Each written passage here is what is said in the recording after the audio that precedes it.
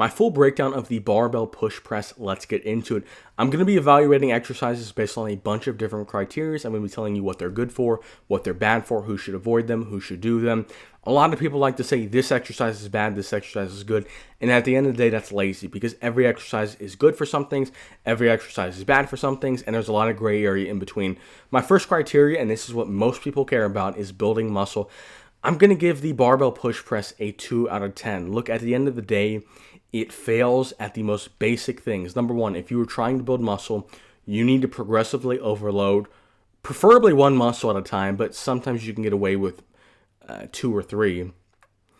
And the push press is training too many things. It's training your entire body at once. And the reason why I gave it a 2 out of 10 was for beginners. You can get away with doing big movements like the deadlift, like the push press, like the overhead press, like the bench press, movements that are training over multiple different joints. As you get to the intermediate and advanced levels, there's too many different factors between balance, between form, between stability, between the danger. There's just too many different things that can go wrong that can stop your front delts, that can stop your quads, that can stop your abs from building muscle. Because, if you're doing a bicep curl, really the only thing that keeps you from stopping and not doing another rep is your bicep. Now, maybe mentally you're not able to push because you're just not strong enough, but it's either your bicep is failing or your mind is failing. So there's really only 2 options, which is ideal because if you want to grow your bicep, you need to get it close to failure. A lot of mechanical tension and get it close to failure. With the push press, it is training your full body, but nothing's getting close to failure other than your cardio, your balance, your form, neurologically. Maybe your quads do get to failure, but then your front delts and abs barely got touched. So I think for intermediates, late beginners, and advanced lifters, this lift from just a pure muscle building standpoint, it's completely ridiculous. Now, as a beginner, if you're not moving much weight, if you're moving sub 135, if you're very skinny, if you're just getting in the gym, I think the push press probably is a fine option because you're only going to be wanting to lift 2 or 3 times per week. You do a few full body movements, you get all the blood flowing, you build kind of that base level of muscle, and then you go from there. That's why it's a 2 out of 10 and not a 0 out of 0. Now, from a sports perspective, I'm going to give it an 8 out of 10. It's a very explosive movement. It perfects really every push. Whether that's in football, whether that's in wrestling, whether that is in most movements, most sports, the movements in those sports are an explosive vertical and or horizontal jump press, some variation of that. Pretty much every sport has that to some degree incorporated in their sport. Now, the reason why it's an 8 out of 10 and not a 10 out of 10 for me is the push press. If you're a strong athlete and you're going over 135, if you're getting the 200s on a push press, it gets dangerous. Sweaty hands, your wrist in a weird position, maybe you drop on your head, maybe you bump your nose. So I think as you get very athletic, the push press can become dangerous. I think from just a pure athletic standpoint, I think the push press is a pretty good exercise. Now from just a pure strength standpoint, so if you're just looking to build strength, just looking to build that vertical strength, I give it a 9 out of 10. Look, I think this is one of the best exercises to gauge strength. Now, there definitely is a skill component to a push press. You got to have the form down. You got to have your feet planted right. But if I could name one exercise that if I had everybody do, this is a true test of strength, I think the push press encompasses that. Look, you've got to have a strong midsection. You've got to have strong legs and a strong press. And that's pretty much all your body. So if you've got a strong push press, you're a strong person. My next category is simplicity or easy. So how long would it take you to get, I'm going to say good form because excellent form, some people based on just their anatomy, they maybe can never have perfect form on really any exercise, but how long would it take you to get to good, clean, consistent form? I'm going to give it a 0 out of 10. Look, this is a very, very tricky movement to learn. And look, if you're an athlete and you're already got a lot of good coordination, if you've already got the good stabilizers, then yeah, maybe you can get away with it, maybe you're a fast learner. But for a normal person, if you just threw a normal 50-year-old person in the gym and told them to push press, it's going to take them months before they get to a very consistent form where they're not leaking out a bunch of energy and they're not just doing weird movements. And even the professionals, even professional lifters, when they get into a push press, they still are a little wobbly because it's just such a technical movement. So I give it a 0 out of 10 in terms of easiness. In terms of safety, I'm going to give it a 4 out of 10. Look, It could be lower. A lot of people would argue what's more dangerous than having a heavy barbell overhead where we're locking out the elbows.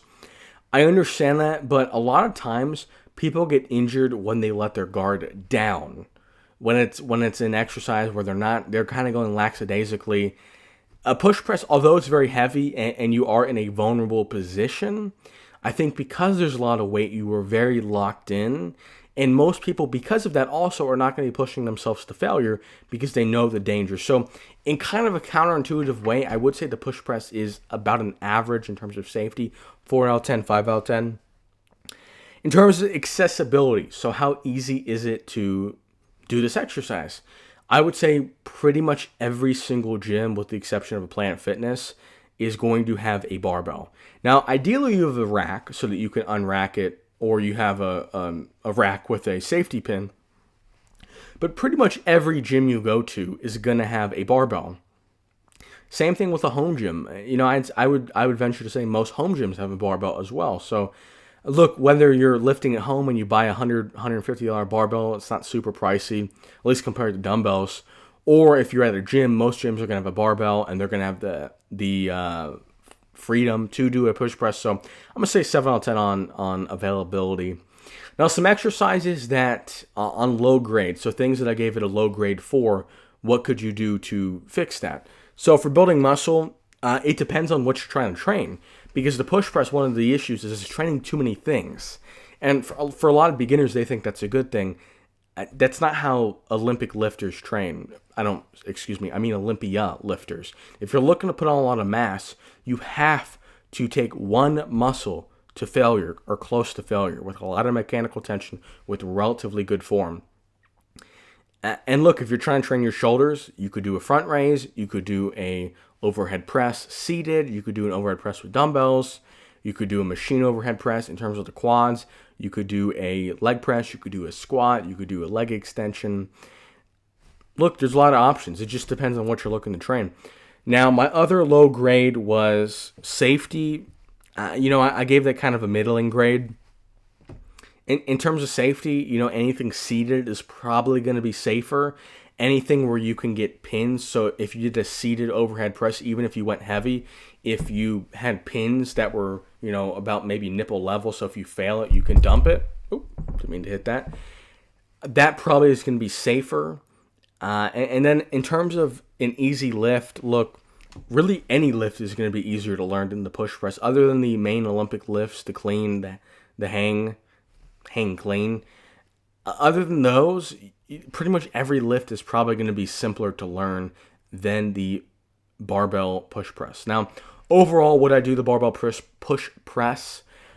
Look, it's tough to give you a definitive answer because there are a lot of factors. And a lot of factors work against each other because, as I had mentioned, the reason why I don't think this is a super unsafe lift is because most people are not going to be pushing super hard because they know it's a dangerous lift. So you kind of have that safety mechanism installed into this lift. I would probably, unless you are, a football coach is telling you to do it, I probably, for most people, would not recommend a barbell push press. It's just a very tricky movement to learn. And I just, overall, I think there's more risk to reward. But look, if you want to do it, I'd go into YouTube, I'd learn the form, I'd record yourself from the back, from the side, from the front. And if you get the form down, it's going to be a great lift for you. Same thing with any lift. Look, at the end of the day, you can make any lift work for any goal. It might not be the most efficient, but I'm sure you could get it done.